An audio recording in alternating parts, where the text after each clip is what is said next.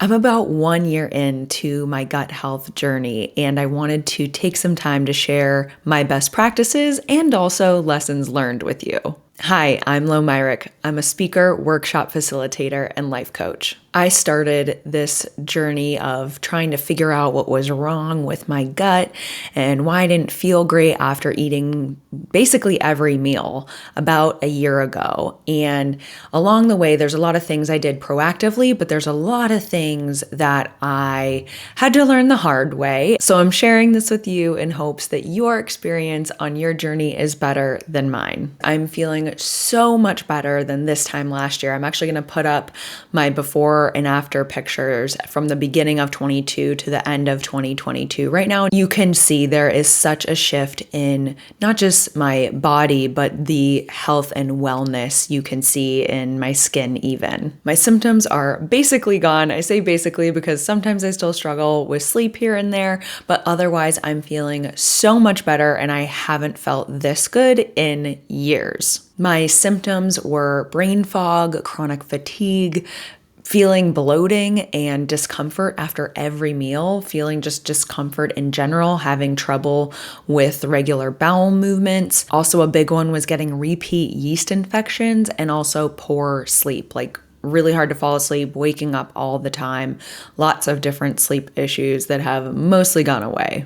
I use the word cleanse in the title, but I really don't love that word. It is, though, the process of actually removing the Candida and bad bacteria from my body. So I just wanted to make sure that I was speaking clearly about that term. This wasn't like a 1 week juice cleanse. This was a long process that I went through. About 1 year ago is when I realized something deeper was going on than just these symptoms, and I started to do additional research. So that's what kind of started my journey.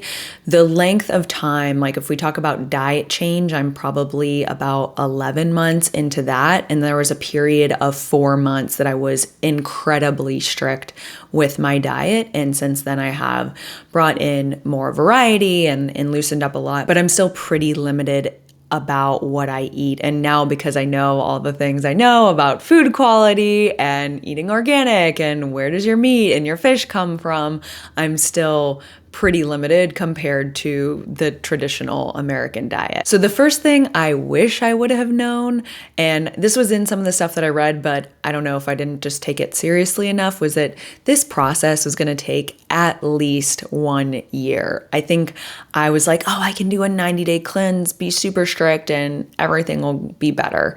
The problem with that rationale is that this didn't happen in 1 year. This happened over many years, probably 15, 20 years for me. So just knowing this is a process, this is not anything you're going to solve quickly. Actually, one of the first doctors that I was working with was like, oh, just do a 2-week cleanse and you'll be fine. And that did not work. So I'm going to talk about how to find a great doctor in a little bit, but definitely knowing, number one, that this is going to take at least a year, if not more, and to be gentle with yourself, give yourself grace with that process. I had to remind myself to not think about how long it was going to take and just focus on doing well today in this moment, and then just take that one day at a time. I definitely recommend getting a 3-day stool test as soon as possible. The first stool test I did was just a 1 day. Those stool test results also did not show positive for Candida, but later through more researching, I did have Candida and it was hiding under biofilms. So that's why it didn't show up on the test. That's why a 3-day stool test is more beneficial. My third tip is find a naturopath or a doctor that you trust.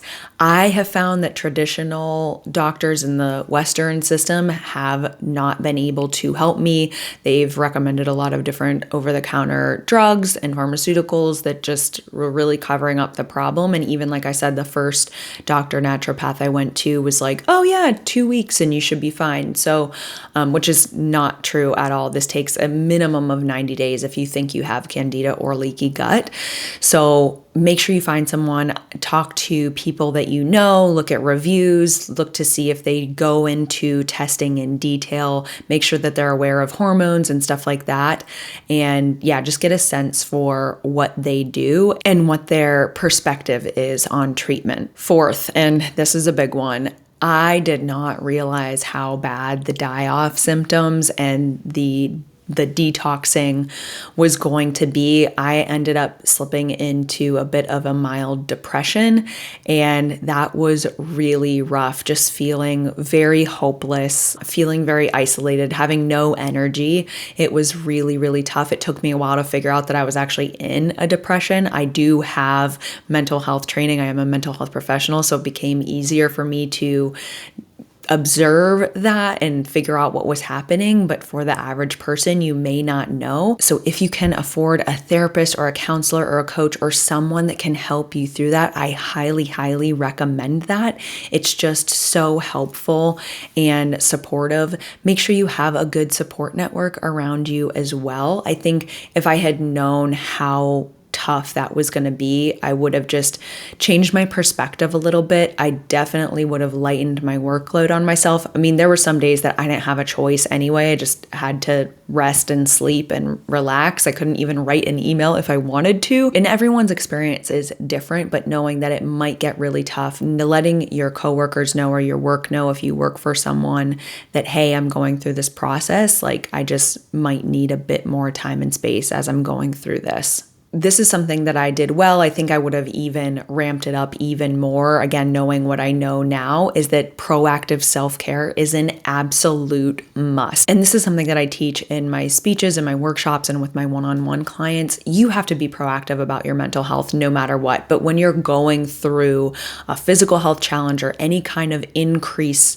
of stress or stressful time in your life, you have to 2, 3, 4x the amount of self-care and proactivity that you're doing for yourself. So things that you can do to take care, be proactive of your mental and physical health. Walks outside. This was great. I made sure that I did at least 1 mile walking outside every single day. That was huge for not just my mental health, but my physical health, to keep everything moving. Being in sunshine, another really huge thing. We get so many positive benefits from vitamin D. So try to get some actual sun on your face, on your body. If you can every day, at least a few times a week. Doing meditations, nothing long, just like 10, 15 minutes a day is really, really helpful. Using affirmation statements. I have some meditations and affirmations I'll link down below in the notes so that you can have those as a resource, but affirmations are huge. Breathing techniques. Breathing is so, so powerful. Just a simple deep breath in through your nose and out through your mouth is a great way to reset, and just incorporating that breathing into your day, like all day, every day, or just setting reminders to take at least 1 deep breath an hour and get into your belly so that you're belly breathing, that you're not just breathing up here in your neck and your chest. Setting boundaries. This was I set boundaries, but I didn't even have a choice because I was so tired and I was just in self-care mode of I only have enough energy to do a little bit of work and eat today, and that is it. So I really was protective about how many things I was signing up to do, how many people I was seeing, so that I could preserve my energy for healing. Make sure you also have downtime away from tech, that you're not just on a screen, whether it's your computer or your phone all day.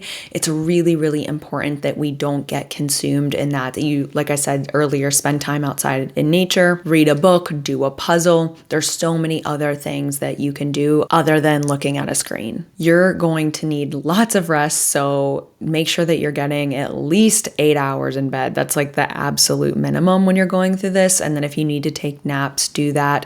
You can also do things called non-sleep deep rest. It's kind of like a guided meditation, but a little bit different. I'll link some examples below in the show notes for you. Be real with your close friends and family, and again, your work colleagues, because you are going to need the support, and just letting them know what you're going through is going to allow them to support you and set the expectations properly of what you have the capacity for. Along those same lines, asking for help when you need it. Again, if you have the resources to get a counselor or someone that can help support you through this in addition to your naturopath, that's very, very helpful. stressful. And last, when it comes to being proactive about your mental health, I would say celebrate your wins. Find something, write down 3 things you're grateful for every morning. Celebrate your wins at the end of the day. It's so important to do that and to just focus on what's going well. You are getting better, even if it feels really shitty.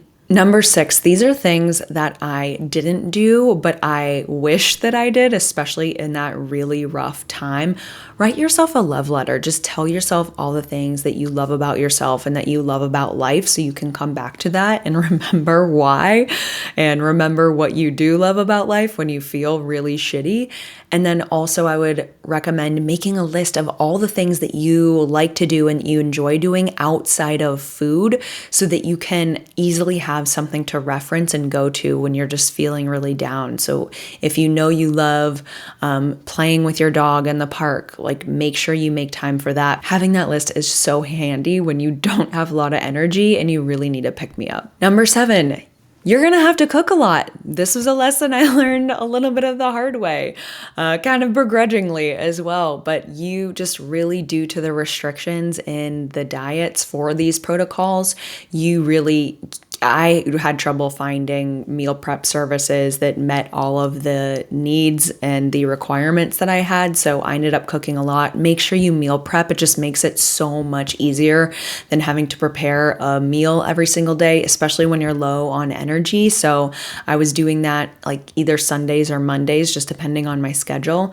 And then I just heat up what I needed every day. I didn't mind eating similar things all of the time, but I know a lot of people like more variety. So looking up meals, there's a lot of different channels out there that talk about meals that you can have. I highly encourage you to search that either on YouTube or Google, but that I think will be really beneficial to you if you have that ready to go so that you're not scrambling at the last minute. Number 8, I did not realize how nervous I was going to be about trying new things or when we could eat out, and also how many restaurants don't know anything about where their food comes from. So I would do research in advance about where you can go in your town. I found only about 10 places that I can go where I live, and I live in a pretty big city that actually have great food quality, or they know enough about their food where I feel good about eating there. I think for me, I was just wanted everything to be organic and fresh and natural. And I do have to make some sacrifices when it comes to that. If you're traveling, it's even more difficult. Like try to go to a grocery store and get stuff when you can. But traveling's a whole nother subject. But just going out to eat in your town, ask questions. Like I didn't even ask about the vegetables because I just assumed they weren't organic, except for, again, like I said, maybe a handful of places that I know do organic. But I definitely did ask about where the chicken came from, and if the fish was farm raised or fresh caught. Really, really important questions to ask. And if they weren't from high quality sources or they didn't know, I would just get a salad. But there's also a long time that I didn't eat out at all.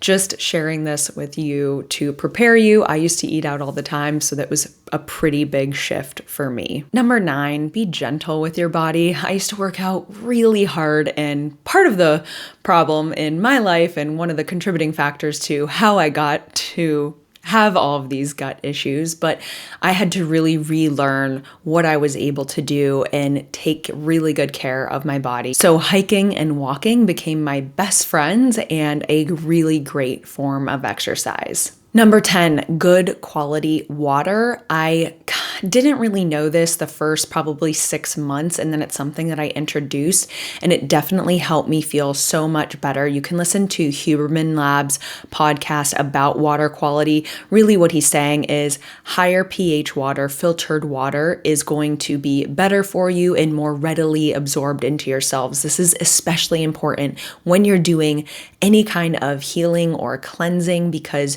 your body is working overtime to try to get rid of this stuff and repair itself. yourself. So I highly recommend getting some kind of water purification system. Again, I'll link to the Huberman Lab episode in the notes below so you can get all of the information, but you definitely need something better than tap water and better than your fridge filter. Last, number 11, supplements. Holy cow, I went overboard at the beginning. I was like, I'm doing apple cider vinegar and vitamins and all this different kind of magnesium and all these other things my doctor wanted me to take. And like, I was taking over 20 things a day. It was crazy. It was way too much.